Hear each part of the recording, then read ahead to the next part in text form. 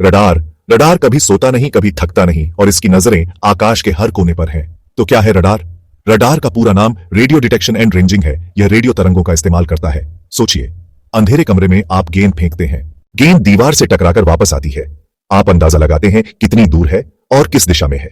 Radar भी ऐसा ही करता है, लेकिन रेडियो तरंगों से। ये तरंगें प्रकाश की गति से यात्रा करती हैं, और जब कोई हवाई जहाज आता है या मिसाइल, तो ये तरंगें उससे टकराकर वापस लौट आती हैं। इस सिस्टम का सबसे महत्वपूर्ण हिस्सा होता है ट्रांसमीटर। ट्रांसमीटर बिजली की ऊर्जा को रेडियो तरंगों में बदलता है, फिर एक एंटीना के जरिए उन्हें आकाश में भेजता है। ये तरंगें पल्स यानी झटके के रूप में भेजी जाती है, और फिर सिस्टम कुछ पल के लिए शांत हो जाता है।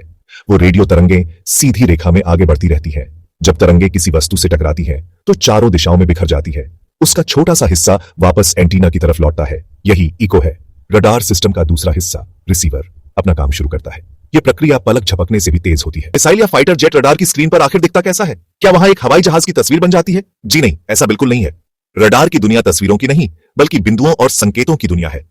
जब रडार की तरंगें किसी फाइटर जेट से टकराकर वापस आती हैं, तो रडार के डिस्प्ले पर, जिसे रडार स्कोप कहते हैं, एक छोटा सा चमकीला बिंदु या ब्लिप दिखाई देता है। यह बिंदु ही उस फाइटर जेट का प्रतिनिधित्व करता है।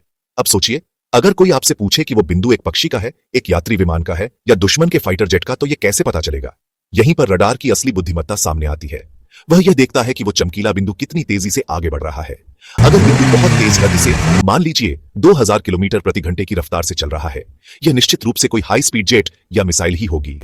अगर हमारे देश की सीमाओं पर यह रडार नेटवर्क न हो, तो क्या होगा?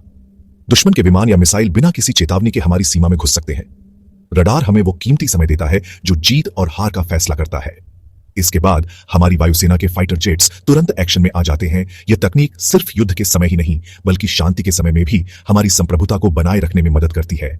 जय हिंद।